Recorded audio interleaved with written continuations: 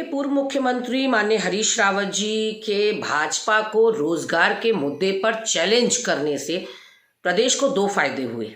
एक फायदा तो ये हुआ कि इनके जो तुष्टीकरण के मुद्दे थे, जो ये हिंदू मुसलमान करते हैं, हिंदुस्तान पाकिस्तान करते हैं, शमशान कब्रिस्तान करते हैं, उससे डिबेट हटकर बेरोजगारी पर आकर रुक गई है। बेरोजगारी पर कम से कम आज चर्चा तो हो रही है प्रदेश के अंदर। एक नैरेटिव खड़ा करने का काम माननीय हरीश रावत जी ने किया।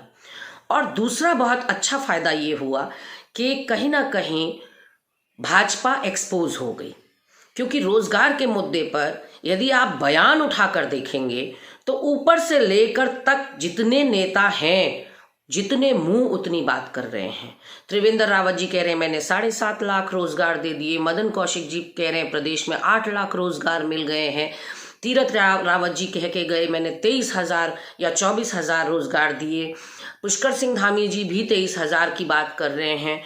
अरविंद पांडे 10,000 की बात कर रहे हैं। तो इससे एक तरह से भाजपा पूरी तरह से एक्सपोज हो गई, युवाओं के सामने बेनकाब हो गई। क्योंकि मुझे ऐसा लगता है कि पहले इन भाजपा के लोगों को आपस में विचार मंथन करना चाहिए कि क्या आंकड़ा प्रदेश के युवाओं के सामने, जनता के सामने प्रस्तुत करना है या पेश करना है। क्योंकि शासकीय प्रवक्ता सुबोध उनियाल ने जब प्रेस वार्ता करी तो उन्होंने एक नया ही आंकड़ा हम सबके सामने परोसने का काम कर दिया।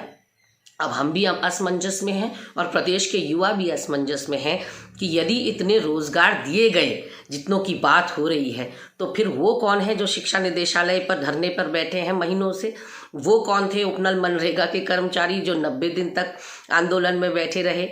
वो कौन लोग हैं जिन लोगों ने एक बार नहीं कई बार, कभी पुष्कर सिंह धामी शासनकाल में, कभी तीरथ शासनकाल में और कभी त्रिवेंद्र शासनकाल में लाठियां खाई?